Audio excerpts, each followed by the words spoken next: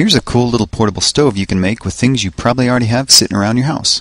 First, you'll need a couple of cans of soda. Make sure there's no bumps or dents in the bottom. You'll also need some fine sandpaper, a utility knife blade, a thumbtack, a coat hanger, some fiberglass, and a bottle of heat.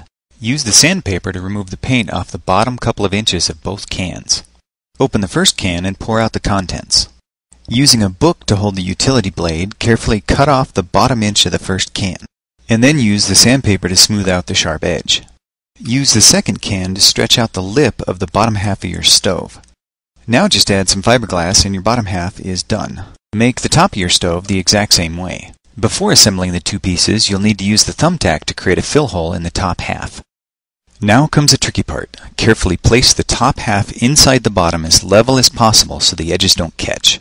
Use a shim from the leftover piece of can if you're having problems getting it to fit. Once you have it lined up, squeeze it together as tightly as you can get it.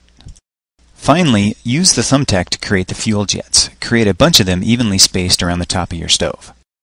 If you don't already have a pot stand, you can quickly make one with the wire hanger. Just be sure to sand off the outer coating first.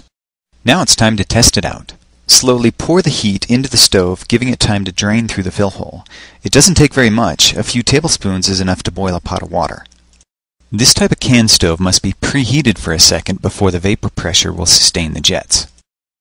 Once it's lit, put the pot stand over it and then you're ready to cook. So whether you're camping or just forgot to pay the electric bill, now you can make a tiny stove even MacGyver would be proud of.